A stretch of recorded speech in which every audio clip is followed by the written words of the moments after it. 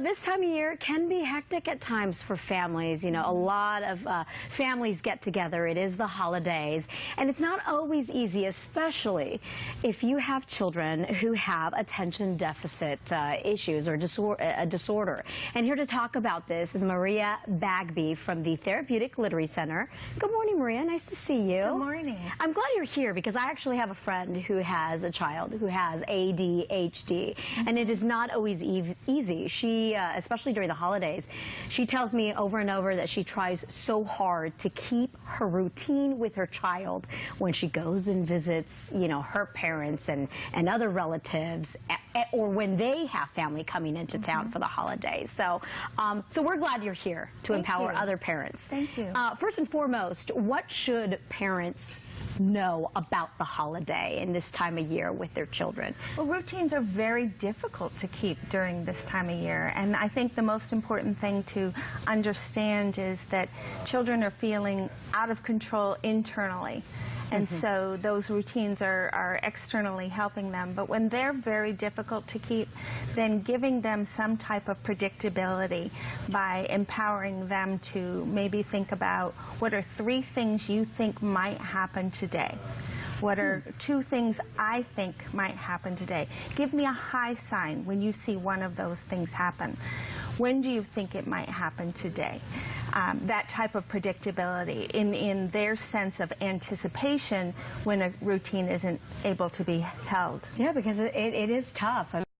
I speak for my girlfriend who's living through this, and when she has people come into the house and things are getting loud, and she knows right away. She knows when her son is acting up or is not comfortable, starting to spiral out of control. Exactly. This is interesting. So what else other than trying to keep those day-to-day routines? Are there other things that families in general can do?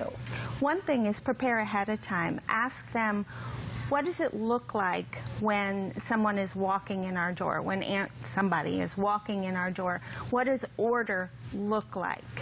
What does disorder look like? I like the idea of preparing ahead and building it with clay, you know, in 2 different, so they start to experience what it looks like. They can start to image and feel it while they're building it with clay or while they're drawing it. And then when those things happen, they're anticipating and they can choose. They have more of a choice. They've already felt what disorder is, so they don't have to anticipate it. That is interesting. I like that, building it with clay, doing something very physical to kind of communicate that. The Therapeutic Literacy Center, you guys have been around a while. Tell me a little bit about it. It's so much fun. I get chills when I hear stories from parents on a daily basis all the time, and I love our team. But we remediate. I like to say we can fix ADHD because it's such an umbrella term. It is that sense of disorder and out of control. It could be brain clock. It could be internal organization. It's different for every child. It's different for every child. differently. So targeting exactly what that deficit is and dialing in and fixing that, and attention disorders can literally seem like they've gone away. Very few are biochemically in need of slowing themselves down. They need to learn how to multitask because that's what their gift is. Channeling it in another fashion. Thank you so much, Maria, for shedding some light on this. I think it's very important, especially during the holiday season.